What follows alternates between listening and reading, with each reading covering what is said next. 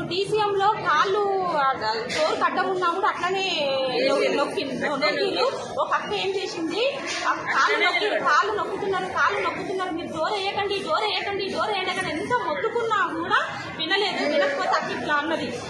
అసలు ఎంత చెప్పినా వినకుండా అది చేయి తగిలింది.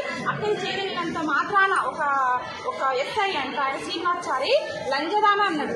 ఒక్కటే మాట లంజదాన అన్నాడు.